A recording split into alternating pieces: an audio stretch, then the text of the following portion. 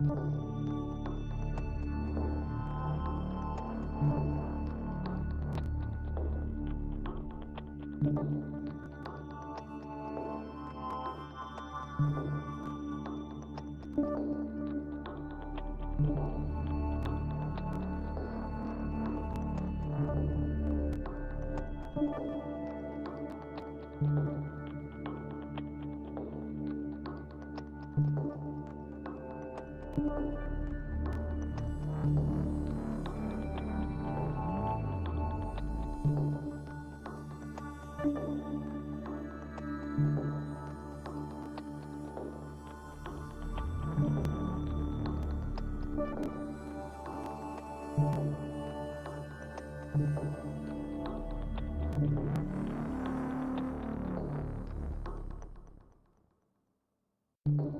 are live!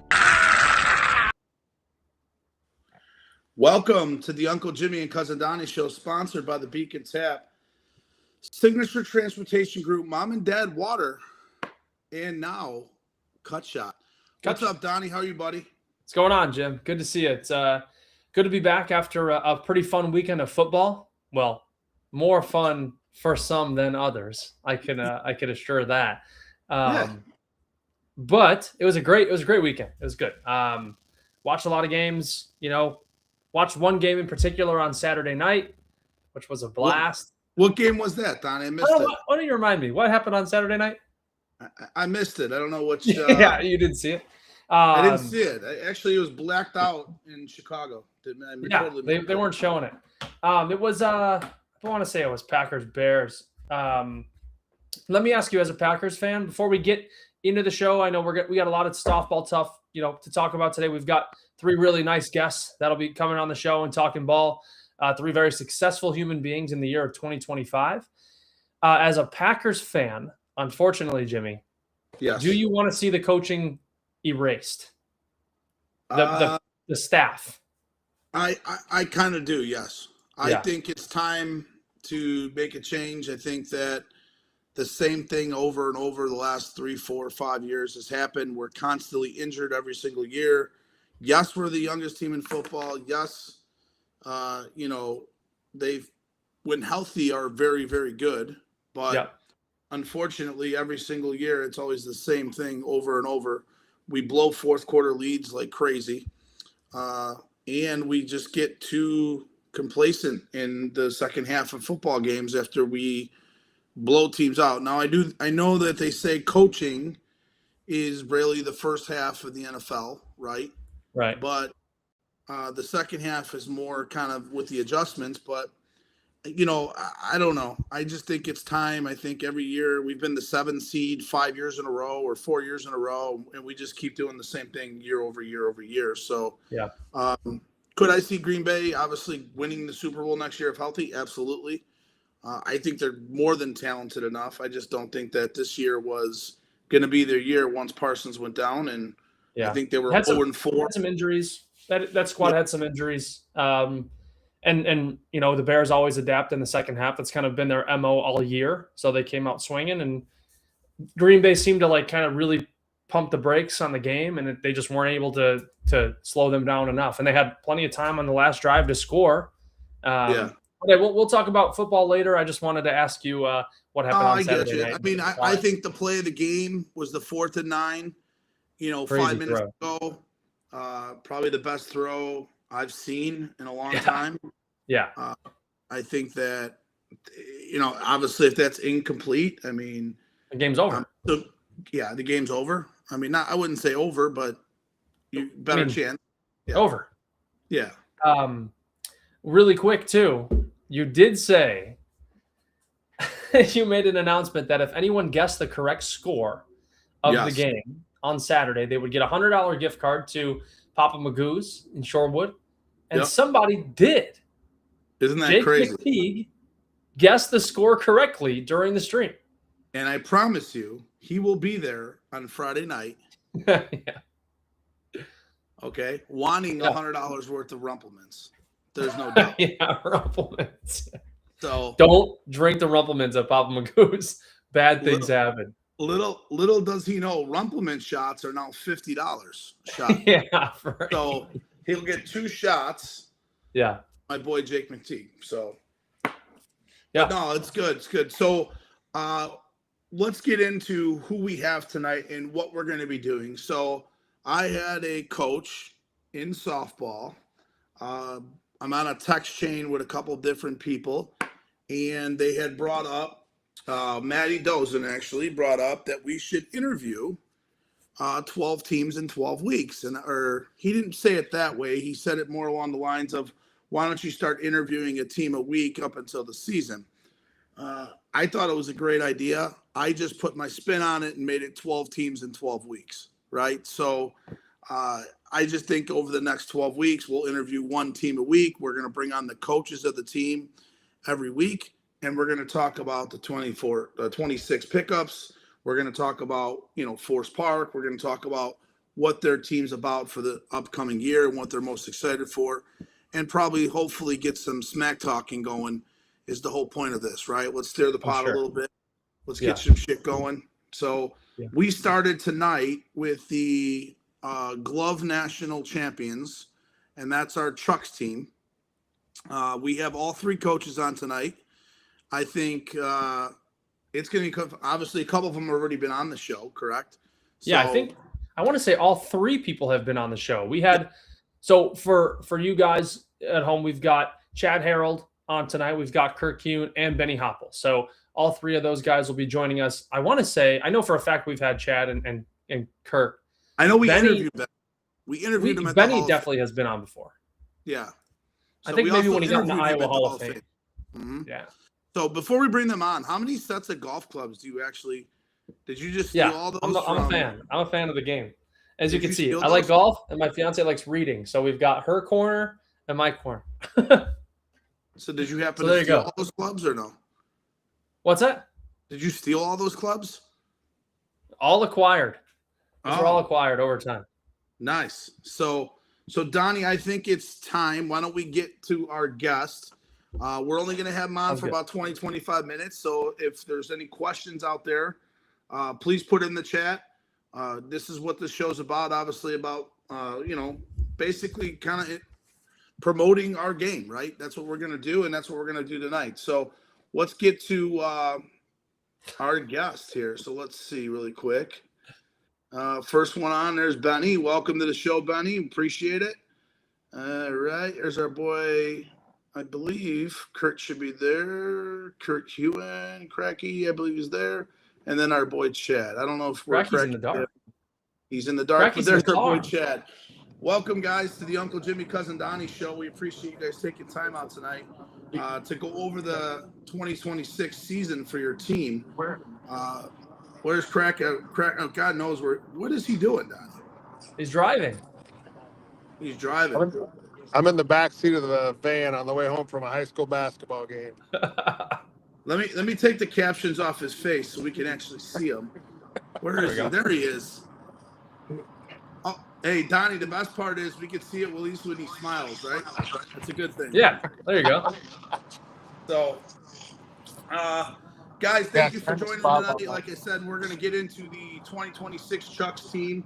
But I first want to just start, and we're going to go around the horn. Benny, we'll start with you since you're in the top right of our screen. Tell us who you are and what you do for the squad Chucks, and then we'll just kick it around the corner, and then we'll start back with you with the first question. Benny Hoppel. I coach a base, keep the book, and generally just try and keep the team upbeat, keep them loose, keep them ready to roll. Perfect.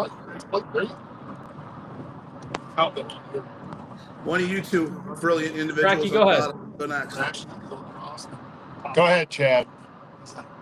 Chad Harold. I'm kind of the one that usually talking shit out there and firing everybody up.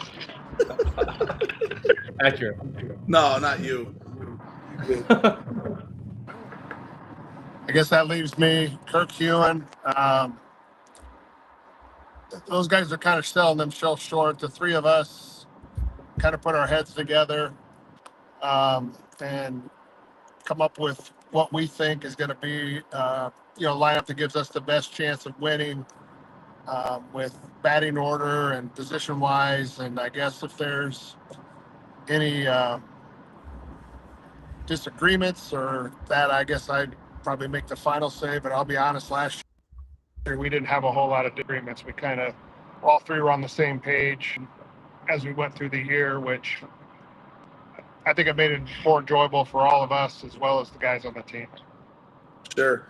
And I know as the year went on, you guys seemed to get better and better. I know you guys won a couple tournaments. You guys were kind of banged up early in the year. But starting with you, Benny, what really clicked at Nationals last year? And what are you going to carry over from the major national tournament to this year you feel it's going to help this team continue to grow? Things is I think number one, I'll give credit where credit is due. Drew pitched phenomenally the back half of the season, not just Glove Nationals, but the back half of the season. Drew took his pitching game to another level, and I think our pitching and our defense combined went to another level. I think that's a big reason why we won Glove Nationals, was those two things took a big step forward and became dominant. Chucks has always been able to score runs, and so you get the pitching and the defense and some timely hitting, helped us win some big games. Yeah. Oh yeah, for sure. Chad, what's your thought on that? I also thought the guys did a really good job of just showing up and playing. The first year, we always, you got two teams that come together. They've both been really good, in the state of Iowa anyways, and had some success at the national level too. But I think they all just realized that, just go and play softball. You know what I mean? Let the other stuff come to us. You guys go out and play. And then I think that just kind of took care of it starting in kind of first to second half of the season for us. Bracky, what do you got, my man? I know you're in the back seat of a car, probably getting. Yeah, I'll echo what Benny said. Glove Nationals, I don't know. I think maybe 3 runs was the most we gave up in a game. Drew, in my opinion, Leidig has always been the best when the ball leaves his hand. But I thought at Glove Nationals, he was as good with the ball in his hand as he was without the ball in his hand. He really controlled the rhythm of the game, the tempo of it. And then I think as the year wore on, from about mid-July on, the trust level of this team got to the point where everyone was on the same page. And, and then starting at about Forest Park, Levi Usher started to really find his groove offensively, and that was a big bonus for us as a bat. Not only with what he does when he hits it, but when he gets on base, the way he runs the bases and plays center field. I thought those were a couple of the main factors that led us to success on Labor Day weekend. No, yeah. Go ahead, Donnie. I hate playing against Levi because he is dangerous as hell, and he is so fast that he will score on anything in the outfield when he's on first base. I mean, he's a talent that is like out of a lab. He seems lab grown. And he's just getting better and better. Now, I was going to ask, outside of Levi and Drew, two kind of the main pieces of your success, who is an unsung hero for the Chucks team last year? Chad, I'll start with you, Chad, and then we'll go to Cracky. But who's kind of a guy that you don't see stand out, but someone that you personally both enjoy?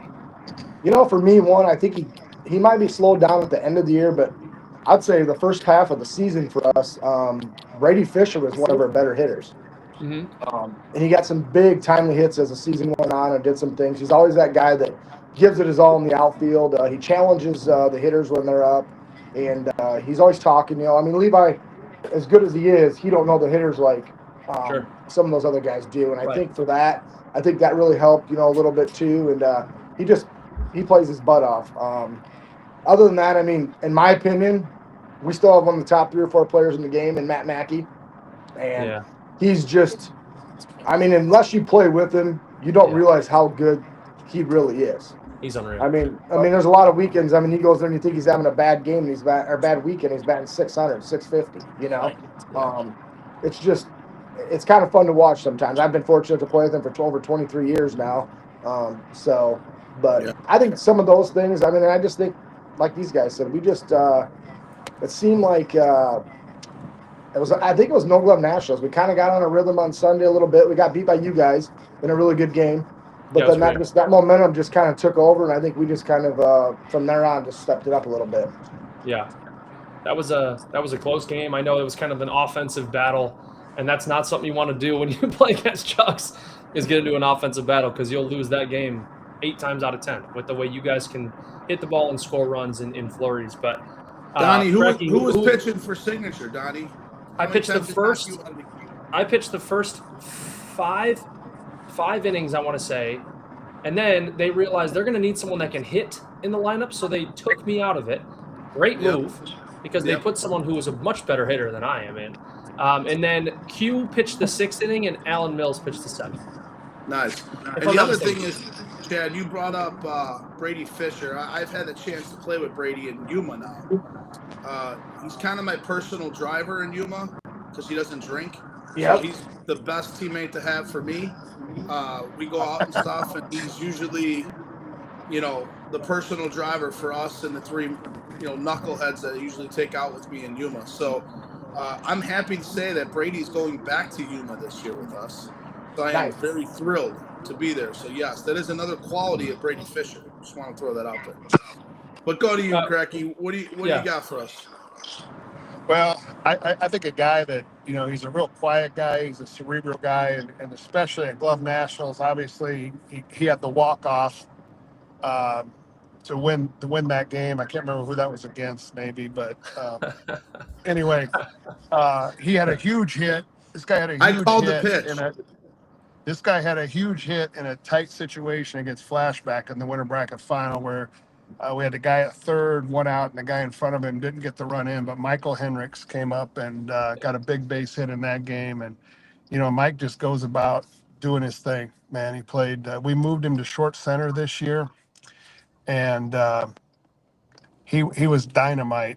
And, he's just a guy that has a good at bat every time up and does the right thing the majority of the time and hits the ball hard and puts it in play. And he's just one of those glue guys. Doesn't make a lot of mistakes. And I thought he was really crucial for us at Glove National. He better have good at bats with all the time he spends making those bats. He better be somebody to pitch him, right? You can't throw many bats if you don't hit. Benny, the question, I don't know if you heard it. The question was, who's kind of the unsung hero last year for the Chucks team? We talked about Drew and we talked about Levi. These guys mentioned Brady and Mike. There's somebody else that comes to your mind? Yeah, I mean, I would give a shout out, especially when I think about the national tournament, winning that national championship. If you would have said we would have to win a national championship by winning a game and have no starters driving a run, I would have said that'd be a tall task, and that's exactly what we did. So I'll give a shout out to Kyle Simpson and Cole Gruel, who in back-to-back plate appearances had huge hits. Kyle hit a ball about 295. Congratulations to the kid that caught that ball. That ended up plating 2 runs and put another run in scoring position. And then Cole Gruel had a great 2-out hit up the middle. Took all 13, 14 guys who contributed that weekend to win that national championship. And without those 2 guys coming up clutch, we might not win that game. We might not get to the finals. Yeah. And that's a guy that has been rehabbing a bunch of injuries too. So, for him to be back and in the lineup after kind of what he's been doing for his body is really, really cool to see. That was kind of a great moment for him, I'm sure. Hey, Donnie, you know what? Yeah, I think everybody's excited for Kyle to be healthy, including Kyle. He is excited and ready to play ball. Hey, Donnie, you know what? Dude, I wish we had the money Cracky has, man. He got his personal driver sitting in the back seat. I mean, this dude's a pimp, isn't he? Yeah, and he's in a limo. This is a Mercedes Sprinter we're in, all decked out. Yeah. I thought he was in a limousine. I'm riding with a poor Iowa farmer, you guys. Come on, man. We're what? He's on a tractor right now. He's not working. So Jimmy, go ahead with your next. Yeah, so guys, we talked a lot about 2025 major nationals. First, is there any pickups for Chucks in 2026? Are we picking anybody up that's new to the squad?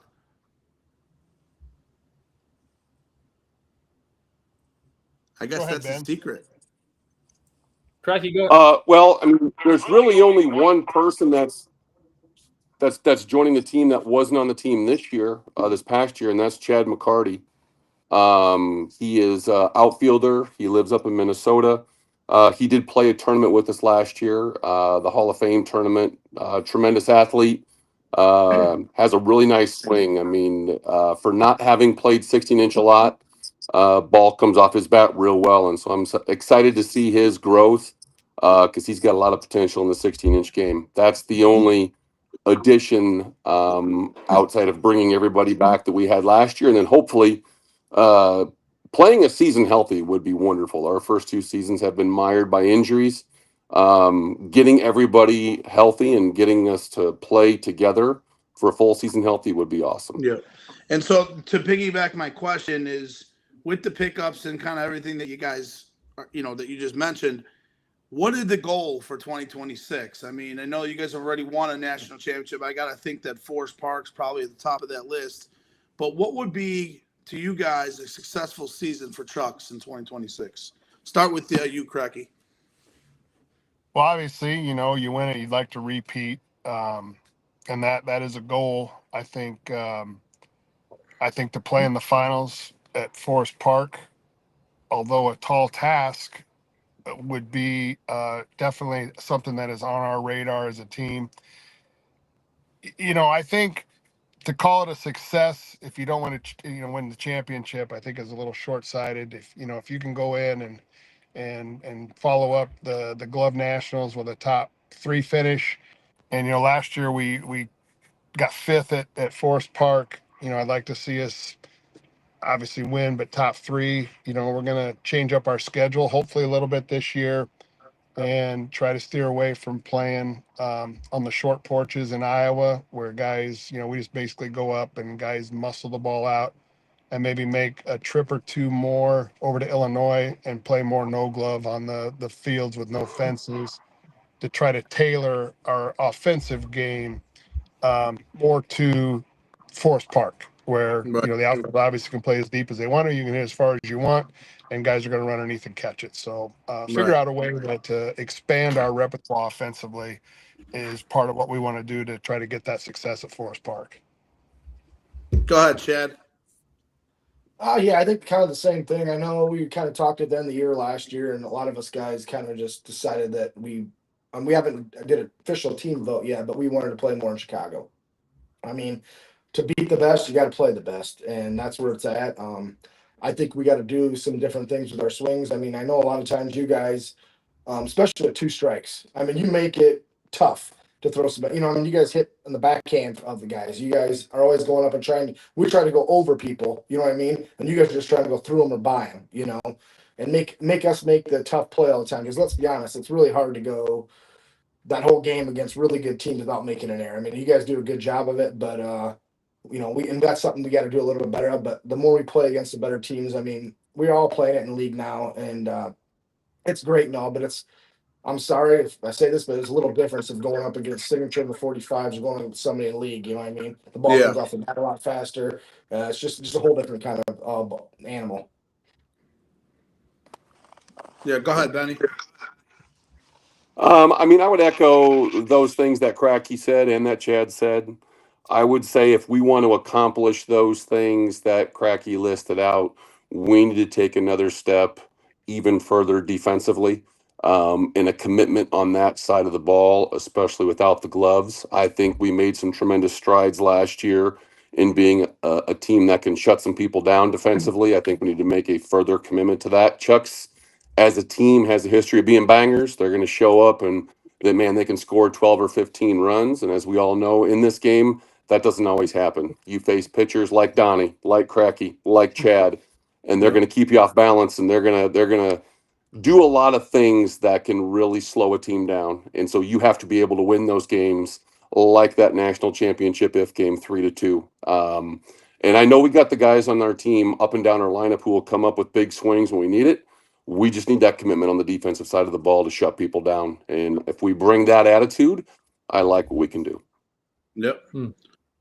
Go ahead, Donnie. Yeah, that's great. I mean, just kind of speaking of the attitude that you guys bring, Chad, I'll kind of start with you. It seems like a very fiery, intense group on the field.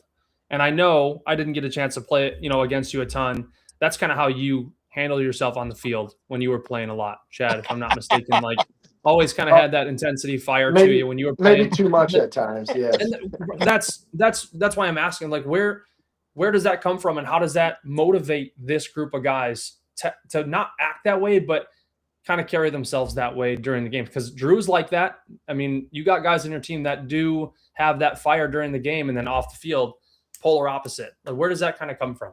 I mean, you have those guys like that. I mean, Drew's kind of our leader, and obviously sometimes he can get pretty hot and tempered too. And we kind of Benny tries to reel him back in and do this and that. I want to give credit to a lot of. I want to give credit a lot there to Matt Shoggy. I mean, he's very.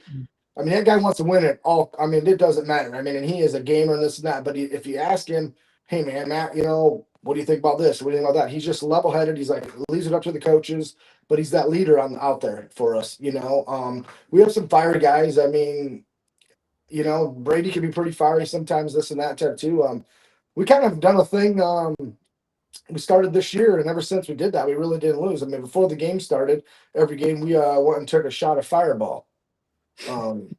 And I don't know what happened with that. It just seemed to calm everybody down. We kind of as goofy as it is, it just seemed to work for us, And That is interesting. I don't know if doing something like that just gets our mind off some things and just makes us focus, but it worked, and I think we're going to keep doing it until it don't.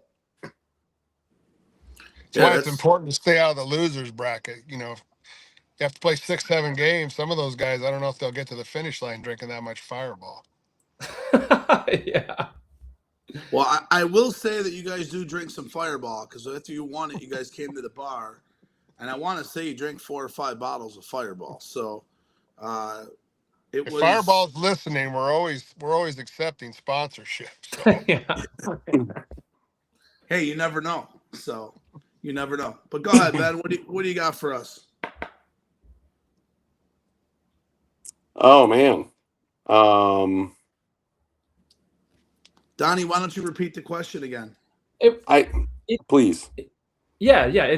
It was just that you guys have this energy when I play against you guys that you all hate me when I'm playing against you. And fair, right? But Chad's sign says work hard and be nice to people. You're not when I'm playing against you, which is ironic. That's Tanya's sign, not Chad's. That's correct. Where does that? I would say,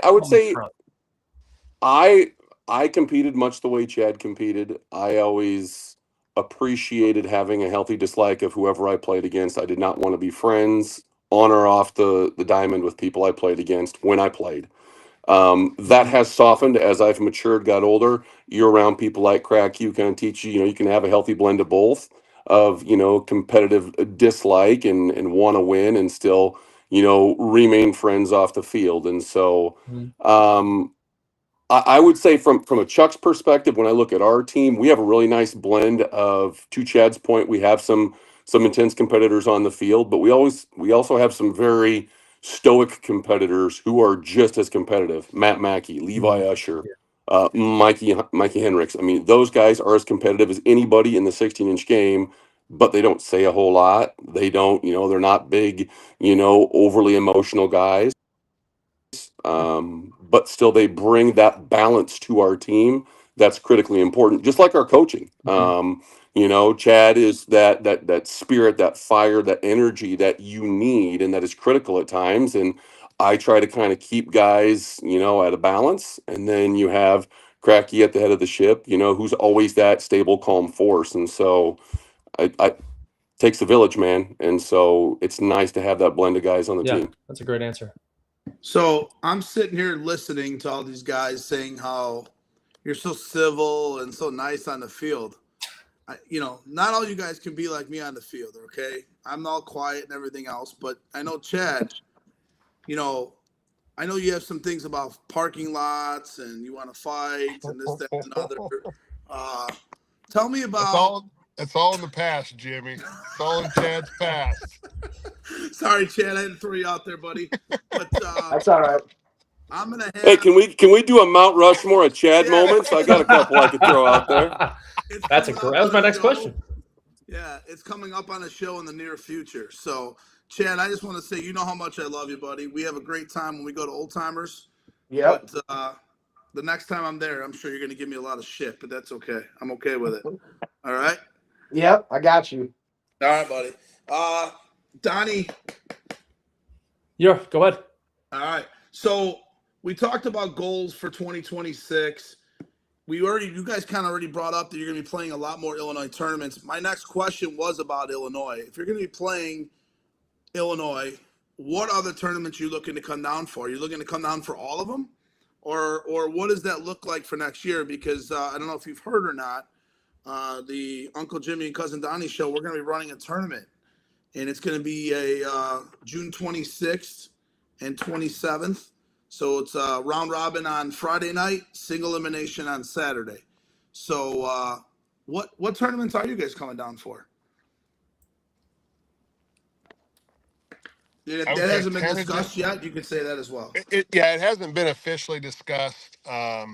Obviously, I had a couple guys reach out to me last week and ask, and it's a team vote because it's quite a commitment to come to Illinois, multiple times over summer with vacation and costs and travel and what have you. But, sure.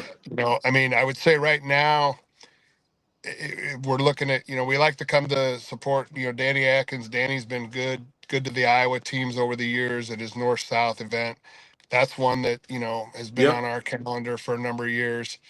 I've talked in passing with Pat Caputo about that Westchester one. If we could get an invite, we got to let him know probably in the next couple of weeks.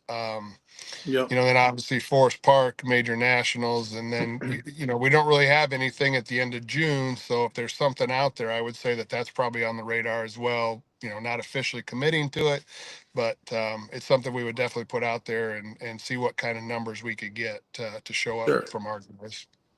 Yeah, we're doing it. I know you guys necessarily don't play a lot of games in league together, I believe, with Chucks. You guys don't. You guys are so far away. So those 3 games the way we're doing our tournament, we're playing three games on Friday night, which is in your pool play. If you win your pool play, you get your money back. And then going into Saturday's single elimination, it's going to seed your pool is going to seed who you face on Saturday. So that being said, you could, it's a 2-night trip and you're out the door. I know you guys usually like to stay Sunday night, but you guys will be able to wake up Sunday morning and drive home if that's the case. So that's something definitely to talk about. Yeah, absolutely. So we're going to have about the way it's looking right now, if I don't get a single dollar from anyone else, we're going to have almost $8,000 in prize money right now in that tournament. So we're going to have a lot of vendors out there. We're going to have meatball contests. I have to work on a dunk take this week. So there's going to be some other things out there too that I think will be fun and entertaining for some of the teams that are out there. We hope we get the support. I think that if we do, it's going to be one of the major tournaments moving forward that, is basically for the major game. And we're going to allow A teams and B teams to play with a glove if they do draw a major team. The major team will not be able to play with a glove. So hopefully some of those teams will, even the playing field a little bit so they don't feel like they're just donating to the prize, right? So we're also going to pay out the highest A team in the tournament if they do get in, or B team, depending on who that is. So it gives them an incentive too. So if an A team does finish 9th in the tournament or 5th or 5th or whatever, they're going to get paid out for finishing the highest as the A team. So it just gives them a little extra incentive where they go into some of these bigger tournaments and they, maybe they draw Flash and Chucks in back-to-back games, and it's not a lot of fun for a B or an A team to do that, right? So that's just kind of how I think we can grow the game moving forward. We don't really want to use the glove, but I think it is an equalizer, especially for some of those A teams or B teams that are coming up that maybe defensively is where they struggle. I know Donnie and we talked about this on the last show. So, yeah, so just throw it out there to your guys when you guys have a meeting. We definitely would appreciate it. And, I don't have any more questions for you guys. I know, Benny, I don't know if we've ever asked you. I know I've asked these two. Go ahead, Donnie. I got one more. It is for Benny. What is going on behind you there? What do you got there behind you over your left shoulder? So one of the fun story, an Iowa Hall of Famer named Mike Wood, his son Cameron is an amazing painter, and so he has painted album covers in parts of my downstairs. So that is the album cover of Bob Marley in the Wailers. It's an album called Upright. Got right next to me, Blood on the Tracks, and so I got some other ones. I got a big Tiger Hawk down here. So I got several different album covers, Tiger Hawk, all different kind of murals painted in my downstairs area. Cool. That's a cool story that it also ties kind of to softball. So thank you for sharing that. Yeah. Very cool, Benny. So I know I've asked Ted, I don't know if I've asked you, Benny, but I usually ask every guest on the show, what is one thing in softball that they would change to make the game better? Give us your opinion on that. I've already answered that, and this pisses off some people on my team, but like if there's two fences, if you hit a ball so foul it goes over a fence, I think you should be out. Nice. So you want like a mope rule? Yeah, like if you try to hit the ball down the right field line and you hit it 40 feet foul and it goes over the fence, not a plate, you're out. Dude, I don't know if Kurt from Max would have a little bit, Donnie. That's a good answer. Yeah. I don't know if I don't like that rule for our team because that would probably mean Matt Sprague's batting average would drop about 200 points because he does tend to hit the ball about 75 feet foul. But it would just force him to hit, his 125 exit velocity line drives into the gap, which I don't mind seeing. So it's a win-win. Very cool. Very cool. Well, do you guys have any questions for Donnie and I? Anything on your mind that you guys, I know, want to ask us? I mean, you guys talk to us enough, so, you always get special privilege from Donnie and I when we make the drive to Iowa. We usually give you guys a call. So I do have one, Jimmy. I just have one quick thing from you. I heard you guys discussing a situation earlier from this past weekend. I was there, 9 rows behind the Bears bench on the 50-yard line. So I would like to say, fuck the Packers. Yeah. That was one of the highlights of the last year of my life. That was right up there with winning a national title. Hold on. To just watch. Hold on a second. Let's go. Hold on. Oh, I got to hold on. Nice. I'm just kidding, Benny. I brought you back. Oh, it literally just booted him off. Oh, there you go. I would say a fun part of that game was I went with Kyle Simpson from Chuck's, who is a diehard Packers fan. And actually, I was a little bit disheartened by how some of the Bears fans treated him the first time the Packers scored. The guy in front of us turned around and told him to shut up, that he couldn't yell. And so that led to that guy being told to shut up and sit the fuck down, which he did. And so it was a fun game. It was a great experience. We knew that one of us driving home was going to be disappointed, but we got to see a historically great game. It's, just Bears got lucky at the end, and I'm thankful for it. Kyle like I always say, I don't know. I would never have the confidence to tell Kyle to shut up and sit down. He would. He's not small. Not the dude you want smoke with. Let me tell you that. Not the dude you want smoke with. But he is not a small guy. Yeah, he's a really nice dude until there's a problem, and then he's a guy you don't want a problem with. Benny, I'm going to leave you with this, Benny. I can accept the Packers losing once every 25 years. All right. So this is your 1 year, so enjoy it because the next 25 will be mine. So you've lost 3 out of the last 4, Donnie or Jimmy. So it's going to be a trend going in that direction. I love it. I love this guy. He's a regular now. Year against our B squad. Get used to seeing Benny Hopple. He's coming on more often. But we'll see. I just love that we're ripping your heart. Next year, hopefully, we don't blow fourth quarter leads. You too. So. We're not that. We're ripping your heart out at the end of the game. That's the best part. Wow. Come on, Jimmy. You got more than that. Let's go. Hey, Jim, I'm going to shift gears. Jim, I I'll can't shift wait to gears. play Can I Chucks get next year. Let's just say that. Can I put a shameful plug in for the Iowa 16-inch softball Hall of Fame banquet, which will be February 28th in Marshalltown, and obviously everyone is invited to attend. We have a meal, a program for the inductees, and that not open, but we have a bar in the back there. So anyone that wants to come The bar over is for a open. night It's not of free. soul pitch talk and that. Yeah, there you go. Yeah, just February 28th. Mark your calendars. I know you guys have been over before for it last year. Yep. A few other guys, Joe Polito came over, Jibs, Bobby. So yeah, it's a good time.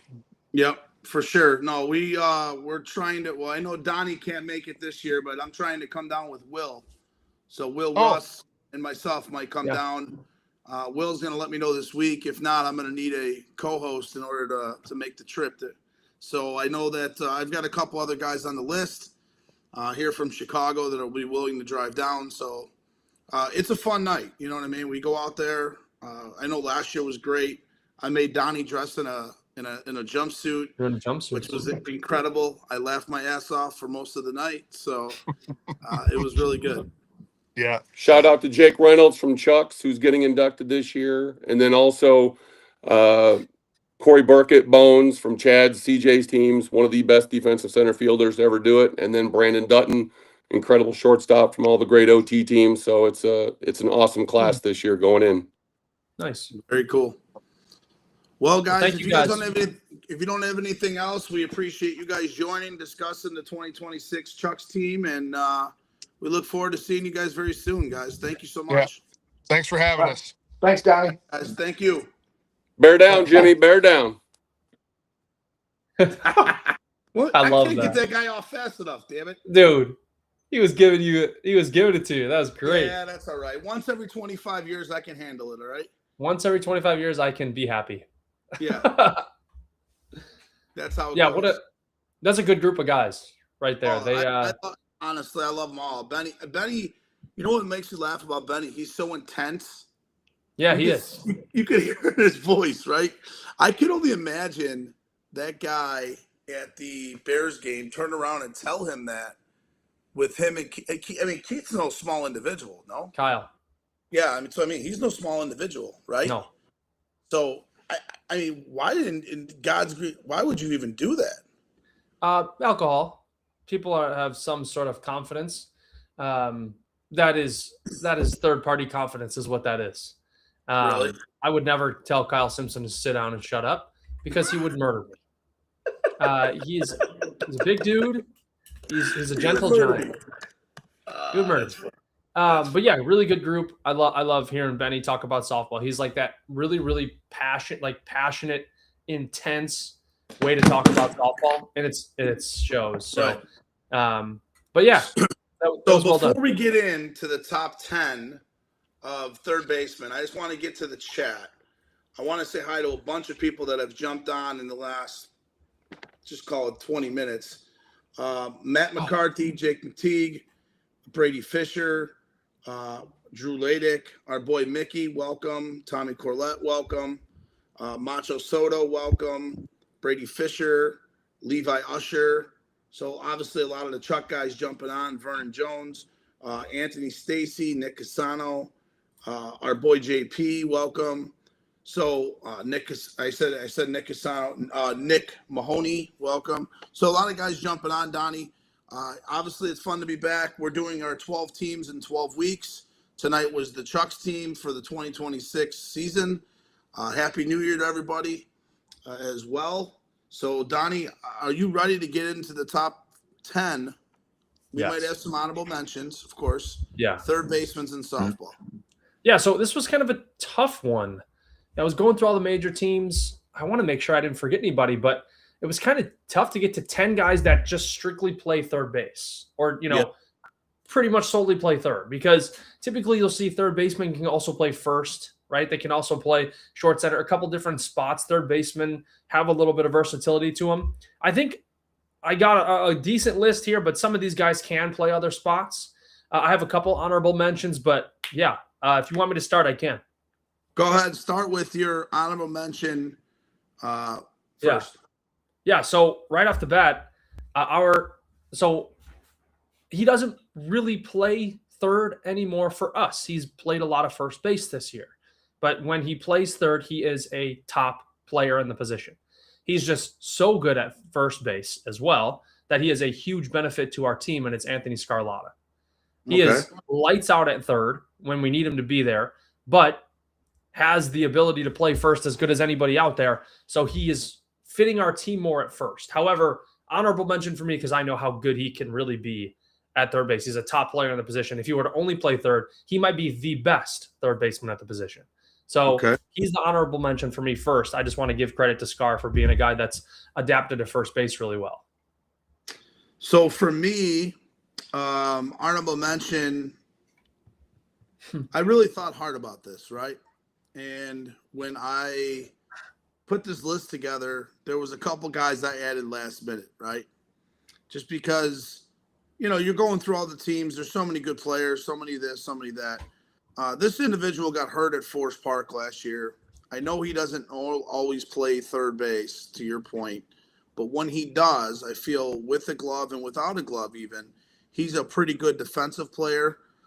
Offensively, he has his moments where he's very, very, very good, and then he has his moments where he's, just like everybody else.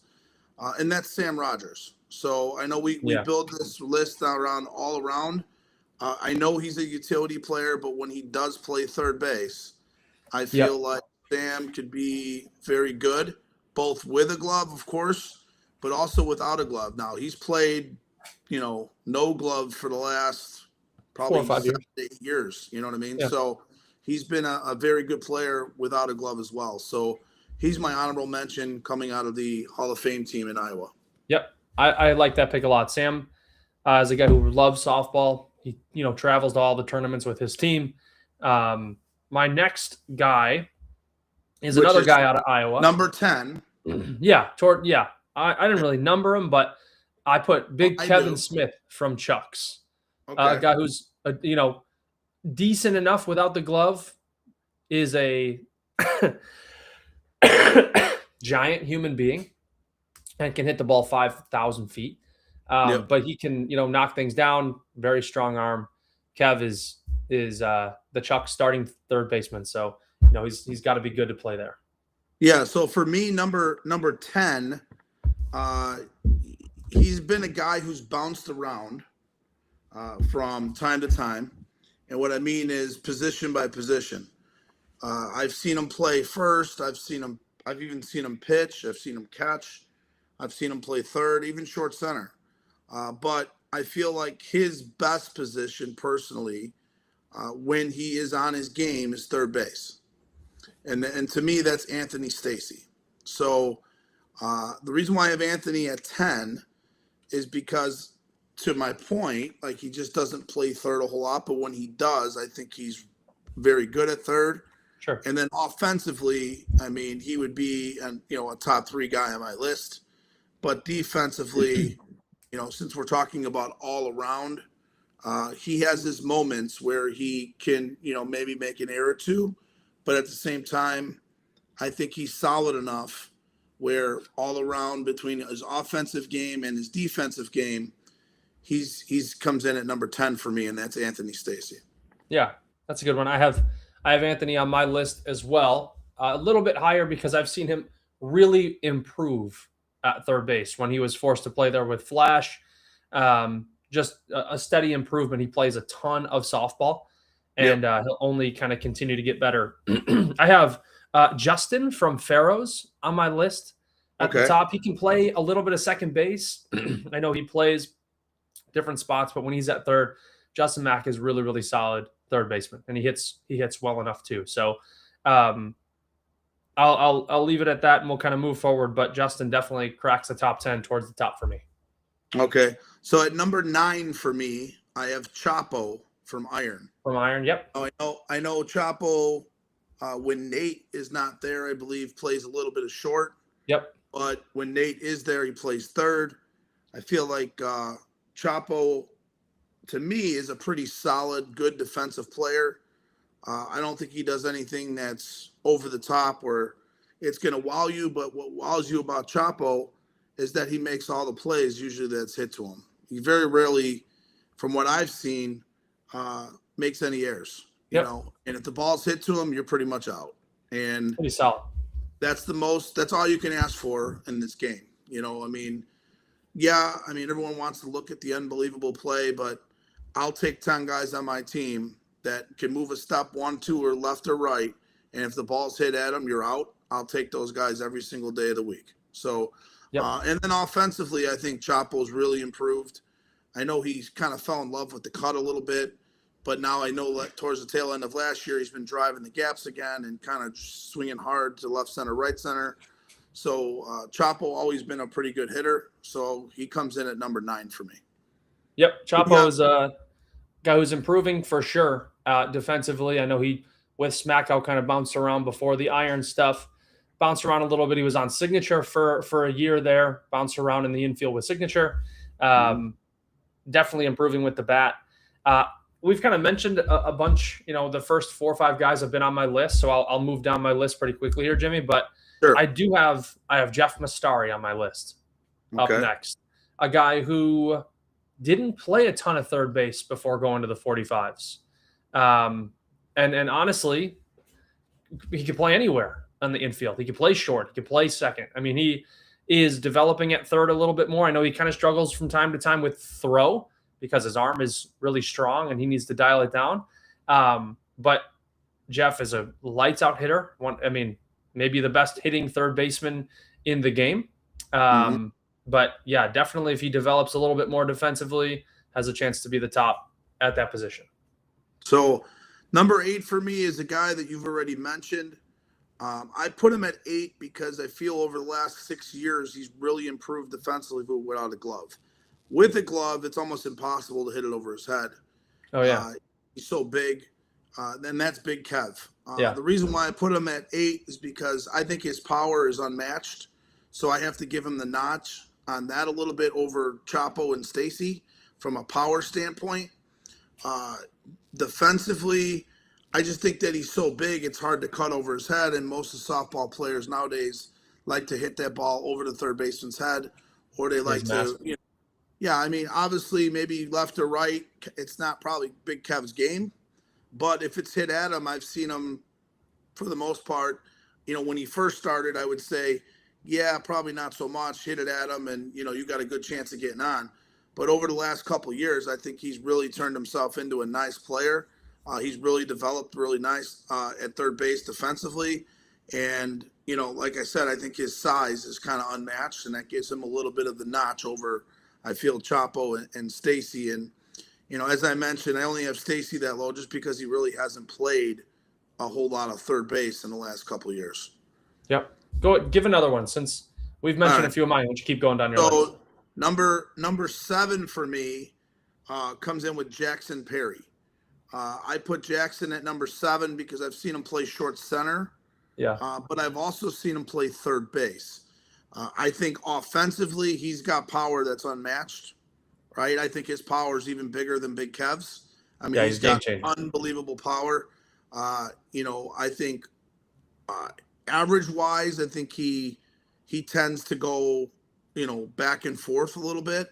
He go, you know, from being consistent to inconsistent. But I think as he gets older, his average and his consistency is only going to get better.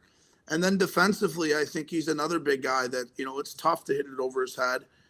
And he moves pretty well for a big guy. Yep. You know, I have him at 7 because I feel like he just doesn't have the experience that my top 6 has, and of playing that position. And so that's why I put him at 7. I could see Jackson Perry being a top 3 guy probably by the end of next year if he continues to develop and grow. But for right now, I have him at number 7. Yeah, I have Jack number 4 on my list because I think Jackson is an unbelievable athlete. He's a bigger guy. He runs, seems like a 4.2 40, and hits the ball for power both ways. And then it could be a wall at third base. I know he's played a couple more spots for Whale, just kind of filling in what they need. But I think when they're at full strength, and, you know, Mercurio is there and Bo Filkins is there, Lenny will play second. They have, you know, Jack shortstop. It'll be probably Jackson at third. So it'll be interesting. You know, I would like to see where he falls into place when their team is full. But Jackson, for me, definitely top 5. I mean, still kind of running around the field. He's a beast. So I just don't like Jackson because he's a bully, and he bullies me on social media. So I was not going to give him any more credit. I like Jackson because he does bully you, and you deserve to be bullied. Yeah, so fair. I appreciate what Jackson Perry does to you. Perfect. Thank you. So once you go, thanks. Yeah, no problem. Give a few more. All right, number 6 is a player that I play with. I think he obviously pitched in the pros. He has been a guy that I feel has gotten better and better every single year. I know he's put him at short. I know they moved him to third. They put him at third and they moved him to short. But I think Rob Scahill at third base last year, I think he had offensively probably had his best year from what I've seen since he started playing. But defensively, I also saw a huge improvement. And I know that when we had him at short for 1 year, we had him at third for another year. When he plays third, I really do feel it's less thinking for him, more reacting. And he's got really good hands. So for me, Rob Scahill comes in at number 6. And, he's another guy. He's got a hose for an arm. He's a lefty. He runs well, and he's got big power. So, and I feel like that's what a third baseman, right? I mean, you think third base, you think power, you think a guy that's, muscular. Probably the reason why I played third base for many of years, Donnie. Probably precisely why you played third base for years. Yeah, probably. Rob is probably the smallest third baseman of the group so far, and he is a guy that does not lack power. And I'll tell you what, Rob Scahill with a glove is as elite as it gets because he can make plays that I've never seen people make. I mean, he played shortstop for us on Team Jagoff in Iowa, and he was like unbelievable at shortstop. Yes. When we go to Iowa, we put him at shortstop. Yes. He's that, I mean, right. He's that mobile. He's that good. I like Rob a lot. He's also a really, supreme human being. Next on my list, I only have a few guys left because we named a lot of them, but I have JB. I'm a fan of JB, John Banks. I know he didn't play softball last year because of some off the field stuff, but JB, when he is on the field, is a game-changing player. He hits both ways. He runs faster than 99% of the softball population. He is 6'5", and he can catch any liners over his head. He is the epitome of a threat on the corner and will score on anything hit in the outfield from first base. He's probably the fastest third baseman in the game, running wise. But JB, I know he can play short center as well. If I think he's going to play with Farrows next year. Farrows needs him to move from short center to third because they have Justin. He can play either spot, but JB, like him or not, he's elite and a top player in that position. So my number 5, this is kind of a veteran, and he's been around the game. I want to say now, probably if I had to guess, probably close to 20 years. I believe he started with the Vision team. He's played on Signature. He's played on Moneyline. He currently plays on Moneyline, and that's Brian Davis. I think Brian, defensively, I think that's always been kind of his little bit of his knock over the years. That playing third base, this, that, and another. But Brian, I think, has improved defensively. He's above average for sure. And then offensively, I think he's as elite as it gets when he's on his game. There's no doubt. Yeah. Like, he hits left field line, he hits right field line, he swings hard, he hits hard. And, maybe Brian might not be as fast as he was 10 years ago, but none of us are. But at the same time, Brian can still move a little bit, and he's a lefty, so it definitely helps him, from home to first. So give me Brian Davis coming in at number 5. I would play with the guy any day of the week. That's how much Brian is. Brian is the epitome of a left-handed hitter who can do everything. Yep. Go for power, go for holes, plays a great third base. I mean, Brian is a guy that I kind of looked up to when I first started playing. Just watching him hit is a fun thing to do at the third base spot. So, he's a guy that I got to watch a lot. And then now I get to talk to him whenever I see him about hitting. He's always, the type to give advice. I have Brian Davis at number 3 on my list. I only have 2 guys left, though. I'm sure you're going to name both of my guys. So I have, I'm going to give credit where credit's due. I'm going to go with Joe Piscitelli as well. Pish for me is another human being that can play short, second, short center, beast, cuts, hits for power. Pish is your staple, like, softball infielder. He's got really cool tattoos and muscles, which helps. Yep.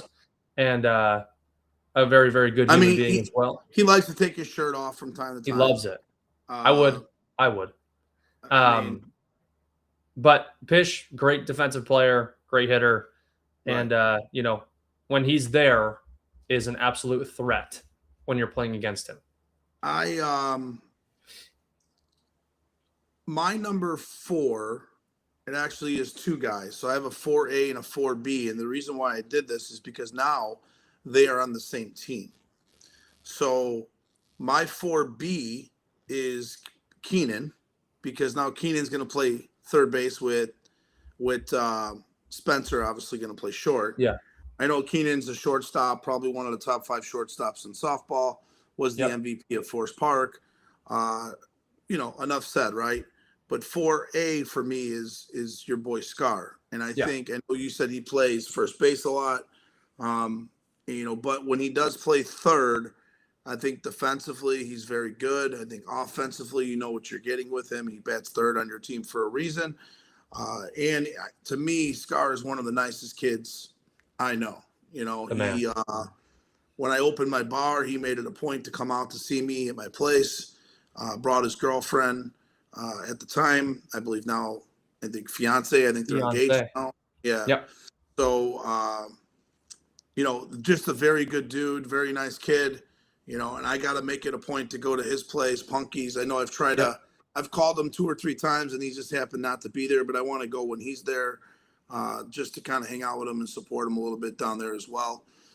But every time I've talked to him, we've hung out with him, we always have a blast. We always get along. And I just think that character matters a little bit. Yep. And he definitely brings the character along with the skills. So he's the man. He can play third as good as anybody in softball. He's just been so adaptive to playing first because that's where we need him to be. Right. And that speaks a lot to what you said about character too. Yep. I'm sure he wants to play third. I mean, hell, why not? He's that good at it. He could do it. But like you said, Keenan will probably slide over to third this year. When, with Spencer being at short. I know Beethoven. Keenan. I know your boy Beethoven. Sorry. Yeah. And I know your boy Beethoven loves him, right? So heck yeah, who doesn't? But yeah, no, I'm gonna put Keenan on the shortstop side of things. But my last one, I'm sure we have the same. If you want to just go ahead and say your last 3, rattle off your last 3. All right, so that was 4. My third is Pish. Okay. I have Piscitelli coming in at number 3. Okay. Reason why I have Piscitelli at 3 and not higher, I think he could probably be the best player in softball on any given day. Mm-hmm. Problem is he just doesn't play enough. And I think that, last year that really affected him. I don't think from what I saw, he had a very good year for his standards. It happens. People have bad years. But at the same time, I just think that he not only does have a hose, he's fast, he can hit, he's got power, he can cut. He can pretty much do anything he wants. And play pretty much any position he wants, right? I think he's that good, that talented. I'd be curious to see what they're going to do this year with him on Flash. I really do. It'll be interesting to see what that team does. And when we bring them on this show here in the next 12 weeks, because I know Flash, Jibbs, Bobby, those guys will be on the show. JP, man. That is going to be one of my questions. Is what are they going to do with Pish? Right? Where are they going to put him? Are they putting him at second? Are they leaving him third? What are they going to do with him? Right? Because when he's there, you cannot bench him. Like you said, could be the best player on the field at any time. Yeah. So it's hard to not have that guy on the field. Yep. And I've always said this about the game of softball, any given second, there could be 50 guys that could be the best player in softball. But what I mean by pitch is he could be the best player in softball every weekend if he wanted to. Right. Because I think talent wise, you could tell he's a little bit different than most. So that's the difference. Number 2 for me, who I have at number 2 is my teammate, and that's Jeff Mastari. And I think his offense, I think you said it, you hit it right on the head, totally outweighs his defense. I know he struggled defensively. He'd be the first to tell you, but I think,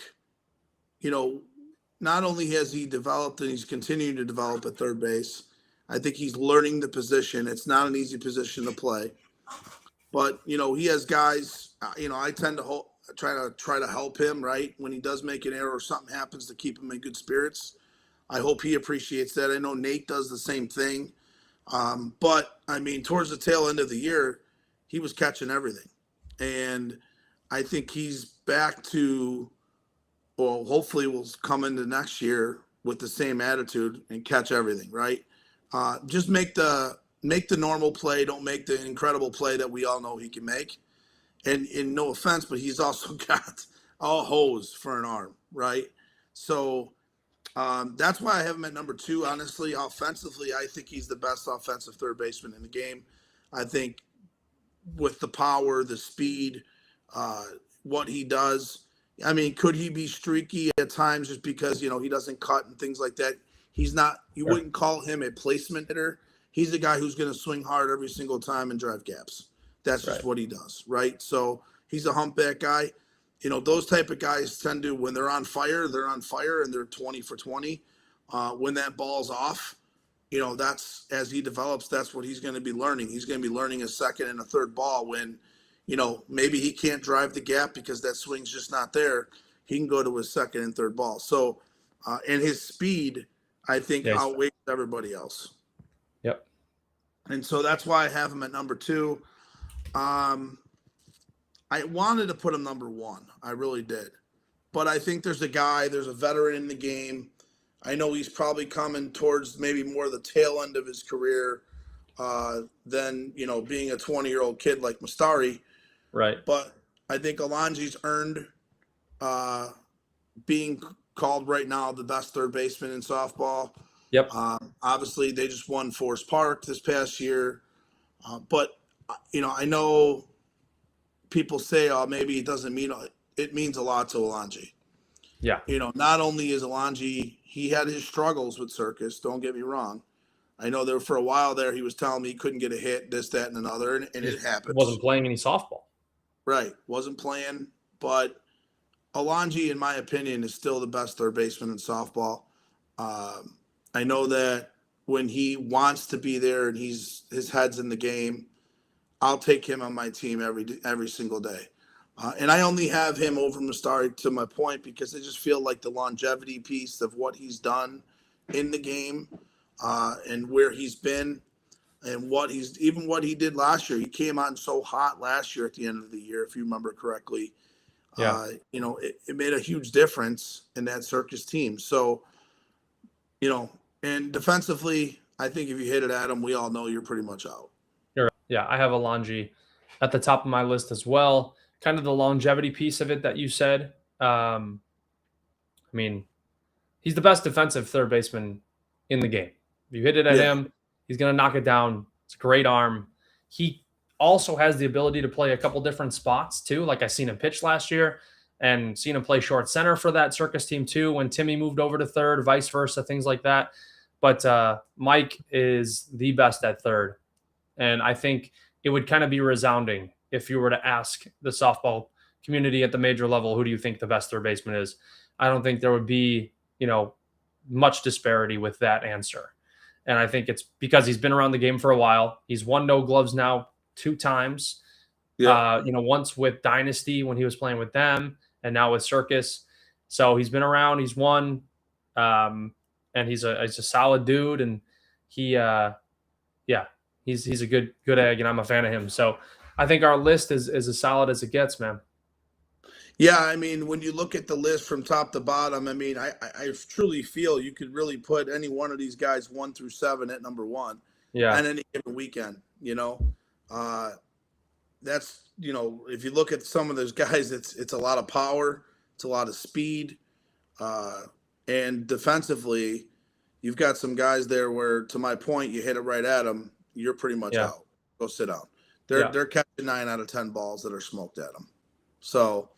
I'd be happy to play with any one of those guys any given day. So me too. And I've had the opportunity to play with a lot of those guys on that list as well, I've been fortunate enough. So, which is very cool. But and there you go, guys. Those are our top 10 with honorable mention, of course, third basemen in the game of softball. So Donnie, what's your opinion on the list? What do you think? It's rock solid. I mean, third base was kind of a tough one. Like we said at the beginning of when we were putting this together, like there are so many guys that play third, but also multiple positions, multiple spots, right? And it is rare to find a guy that just plays third base.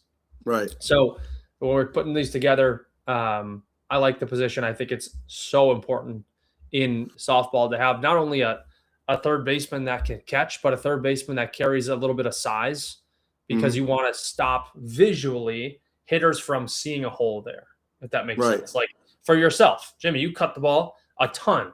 If you see Big Kev Smith at third base, it probably stops you from doing it just a hair. And that could be enough for you mentally to get yourself out in that situation. Right. And that is such a big piece of that. I know, these third next year, Donnie, just so you know, other than the last 2 days, because I kind of got a little bit of a backstream, but Uncle Jimmy's been working out, dude. There you go. Yeah. So you're gonna hit some home runs? Yeah, that's what I'm doing next year. I'm swinging for the fences, dude. Go for it. That's it. That's all I'm doing next year. Swinging for the fences. Let everyone play me for the cut, because I'm going right over their head. I love it. Yep. Now I know how to pitch you. Yeah. Pitch it. Underhand? Pitch it. Yeah, underhand. You're probably gonna hit it. Yeah. But no, that's great. I'm happy about the list. And but so the list to me, like to your point, stands out. I think it's a great list. I think what we've done with it is incredible. But I also want to throw something out there. We have 88 people watching totally right now. We have 33 on Facebook. Okay. So I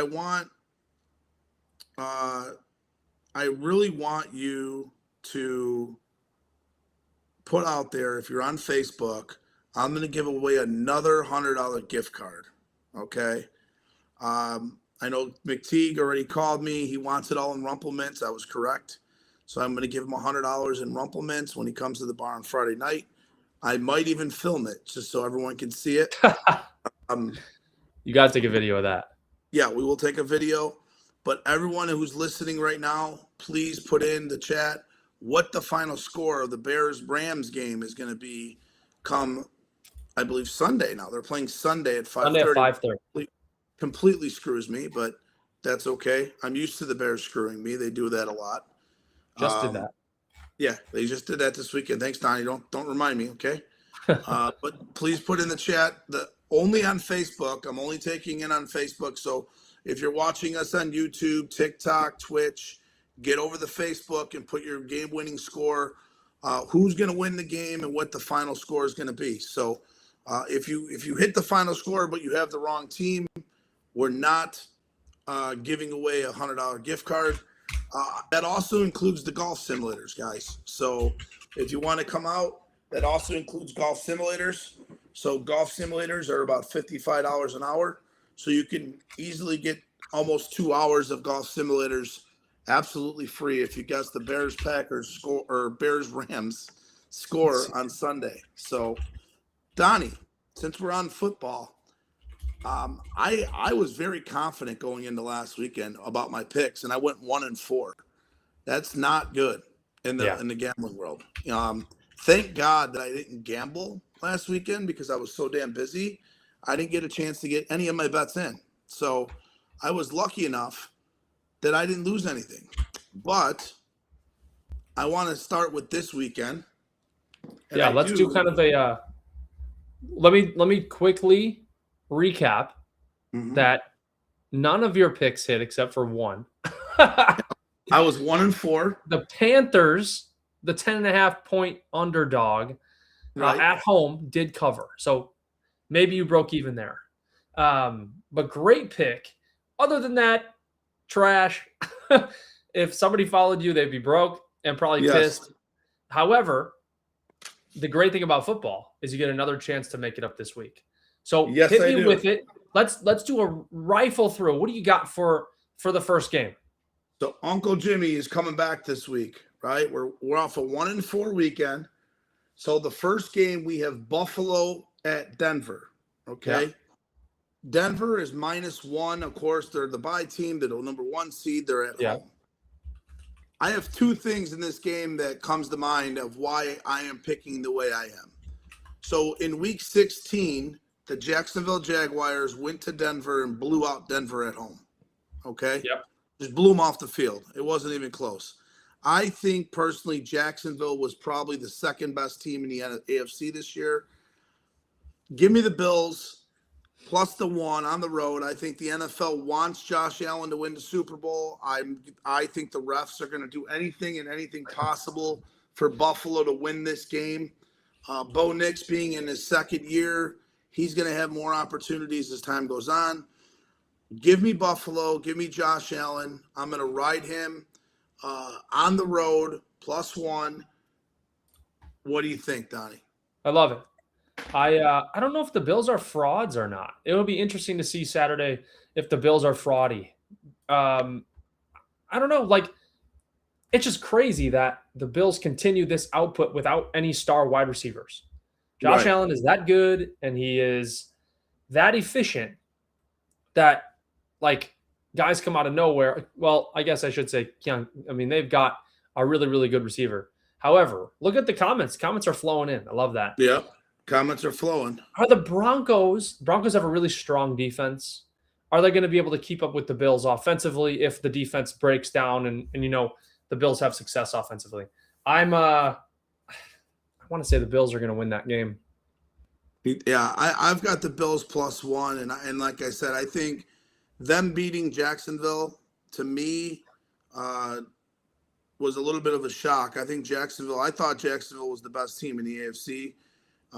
Going into that weekend. So Denver's going to be no slouch, but I think Denver's strength kind of matches up with the Bills' strength, and that is their offensive line. So Denver gets after the quarterback, but I think the mobility of Josh Allen, I think the offensive line 100% is going to be the plus of that game. So the second game on Saturday, you have the 49ers versus Seattle. Yeah. Seattle is a -7 right now. I always been a big fan of anytime the line's at 7 or 3, you always take the home team. I'm going to take Seattle. The reason why I'm taking Seattle, I think the 12th man, especially Seattle, -7 at home. I know it's a division game. I know it's a rivalry. I know it's a lot of points. I get all that. I think that Seattle's going to get after the quarterback. I think Purdy is going to, he struggled last week. I mean, usually in Seattle, it's windy, it's rainy. He struggles in the cold. I also think that the injury of Kittle, for 49ers, I think that's going to hurt a little bit against Seattle, who predominantly plays mostly zone coverage, where that's where Kittle kind of goes off on. So I think that's going to hurt a little bit too. And I'm going to go with our boy Sammy D. Our boy Sammy D is going to take home Seattle -7 is Uncle Jimmy's pick for the second game on Saturday. If that game is anything like the previous matchup that they had, Seattle beat the crap out of the 49ers. And it was a big kind of divisional game towards the end of the season. However, Kyle Shanahan just put on a coaching masterclass against the Eagles. And I got to say, the Eagles looked terrible and fought with each other and couldn't catch the ball and had no offense and fired their offensive coordinator right after the game was over and may move on from Sirianni. The Eagles didn't look great. The 49ers outcoached them and outplayed them. Now, the Seahawks are a different beast. The Seahawks have a outstanding defense, probably the best defense in the NFC, with some really talented corners and safeties. And then you got a kind of a two-headed running back combo with Walker and Charbonnet that will get you down the field. And then JSN, arguably the best receiver in the league. They have a really complete football team. Yeah. I think 7 points is a lot in the playoffs, in my opinion. But Seattle, if it's anything like the last game, should roll through the 49ers. All right. So you're on the same train as me right now. You got the Bills and Seattle. How did Cousin Donnie do last week in his picks? Great, because I picked against you on a couple things. I picked the Patriots where you didn't, and then I had the Texans as well. And then I obviously had the Bears. But I want to say that if you followed Cousin Donnie and you mixed us together, I think your one win we agreed on, and then I had a couple things. But so you were like 4-1 last week, is what you're trying to say, right? I think I did all right, Jim. I want to say I did okay. Yeah. But what's the next game there? So the next game for us is the Houston Texans playing the New England Patriots in New England, -3 for New England. I know I just said I like 3s and 7s at home. Houston to me is dangerous because of that defense. Their defense. That defense is. I don't know about New England. I know New England's a -3 favorite at home. I think Drake May's in his second year, as we said. I mean, I think New England's still a year away. I do. Yeah. I'm not a believer in New England yet. I think, them and, and a couple other teams could be very, very good next year. But I still think, this was a rebuild year for New England. New coach. Obviously first year Drake May's under the system with Josh McDaniels as the OC. So I'm going to go with Houston. I don't know why. I don't like betting against Drake May. I like Drake May. He's one of my better favorite players in the league. But I just think that Houston's defense is just so nasty. Yeah. I don't think New England's going to be able to do much with that pass rush. Go ahead. I just don't know what Josh McDaniels is going to do, if it's going to be quick screens. Yeah. New England uses their tight ends often. So they play a lot of 3 tight end sets, with Henry. I don't know. I don't know. I just think Houston to me seems like the right pick. So that's probably why New England will win. Yeah. I was super unimpressed with Houston's offense. Yeah. CJ Stroud fumbled the ball 5 times and threw 2 picks in that game. If you do that against New England, you're going to lose. Yeah. So it'll come down to the play of CJ Stroud, because the defense will monitor New England. They're not going to break through, a threshold of 24 points, 27 points. They'll probably have to score 13 to 20 points to win the game. So if CJ Stroud can play good enough to do that. I was also impressed with Texans' running game, with Houston's run game. They average 7 yards a carry against Pittsburgh. And Pittsburgh has a great defensive line. That's where they flourish. I'm going to go with New England in this one, though. I think that if CJ Stroud plays similarly, you got to take New England in this one, because they will capitalize on the mistakes more than Pittsburgh was able to. It doesn't matter, what the defense is doing. If you're giving the ball away, there's just no way to score. I will say Will Anderson, Daniil Hunter, those guys are as good as it gets. But I'm going to go with New England there. So that's our first difference. Okay. So, So right now, I've got 5 picks tonight. There's only 4 games because I also threw in a anytime touchdown player that I think has a great chance of scoring. So if you get into the last game, as we all know, the last game is somebody who is not fond of my heart right now, right? Who sent my Packers home last week, Cousin Donnie, and that is the Rams and the Bears. Yeah. Once again, the Bears are underdogs at home, getting no love from Vegas, plus 3.5 against the Rams. Donnie, I'm going to let you start this one. I have some good stuff as well for this one, but I'm going to let you start. It's difficult for me to bet on the Bears or against the Bears, so I never do it. However, based off of facts, Matt Stafford struggles in the cold and has always struggled in the cold in his career. With that being said, this Rams team scares me in a way that the Packers didn't, in that I believe that their offense will make sure that the Bears, if they do the thing where they fall down a bunch of points in the first half, the Rams offense will make sure that the Bears have no room to come back in this game, because the offense of the Rams is so strong, and they will continue to score points. The Packers kind of let off the gas and just, try to maintain the clock and everything. But the Rams will not do that. However, I will never bet against the Bears in my life. I think they can win every game. I think the Bears do have an advantage at home and in the cold. So if we can tailor that and use that to our advantage, I think the over-under was at like 50. So one of the higher games. So they expect a little bit more offense out of this game. But I'm going to let you pick. So when I look at the Bears were dominated for 59 of 60 minutes against the Packers or whatever it was. Sure. 58 of 60 minutes. Obviously, they had their seventh unbelievable comeback at the end of the game when trailing. I think the three games, I don't watch the Bears much. The three games I watched, the Packers play the Bears.